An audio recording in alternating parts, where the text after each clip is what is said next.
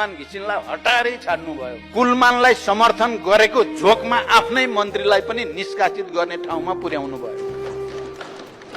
बिजुलीको अरबौं बक्यौता नतिर्नेहरूलाई खुसी पार्नुभयो, तर त्यहीँनिर अघिल्लो सरकारले 5 लाख भूमिहीन सुकुम्बासीहरूलाई जग्गाको समिति दिने चिन्ता तपाईहरुमा पलाएन। यी कार्यक्रमहरुमा कैंची चलाएर कसलाई फाइदा पुर्याउन खोज्दै हुनुहुन्छ?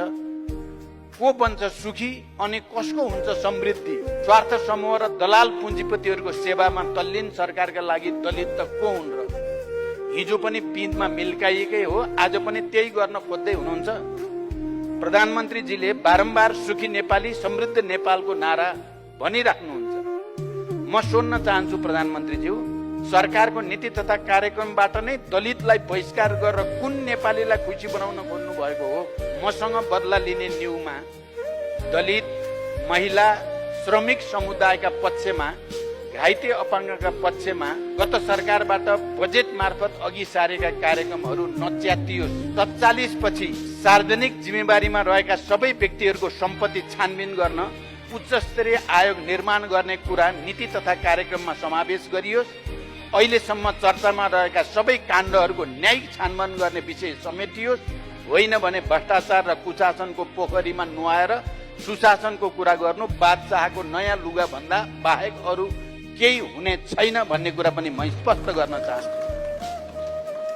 सुशासनको यही डरले बनेको सरकारले गठन भए लगत्तै भ्रष्टाचारीहरूलाई जोगाउन सत्ताको दोहन कसरी गर्यो भन्ने कुरा पनि आज आम जनतालाई थाहा भइसकेको छ। त्रिभुवन विश्वविद्यालयको जग्गा हिनामिनाको फाइल त गायब नै भयो भन्ने सुनिएको छ। दूधको साक्षी बिरालो भने झैं दुनियाँ हँसाउने गरी कथित सुशासन आयोग गठन गरेर होइन, आफ्ना कामद्वारा भ्रष्टाचार विरोधी भएको र सुशासनका पक्षमा रहेको प्रमाणित गरोस्। म यो विशेष रूपले सुझाव दिन चाहन्छु। अचम्म त के भएको छ भने सरकारको नीति तथा कार्यक्रममा राष्ट्रिय गौरवका आयोजनाको नाम समेत उल्लेख गरिएको छैन। ड्यू टावर र पानी जहाजका आयोजनालाई प्राथमिकता दिएर कस्तो समृद्धि हासिल गर्न खोजिएको हो, म सरकारसँग प्रश्न गर्न चाहन्छु। नयाँ कार्ययोजना ल्याउन केले रोकेको हो?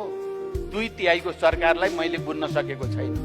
कतै यी आयोजनाहरू सम्पन्न भएमा विपक्षीहरूले जस पाउँछन् भन्ने सोचले त काम गरेको छैन। एकीकृत कर्णाली सिंचाई विशेष कार्यक्रमसँग सरकारलाई के आपत्ति भएको हो? नेपालको समृद्धिका लागि अति महत्त्वपूर्ण कार्यक्रममाथि पनि कैंची चलाएको छ। सरकारले भूमाफिया र बिचौलियाहरूलाई लाभ हुने गरी नीतिगत प्रस्ताव गरेको छ र तपाईको 2/3 चस्माले अघिल्लो सरकारले व्यापक छलफलपछि अघि सारेको अधिकार सम्पन्न दलित विकास प्राधिकरण किन देखेन?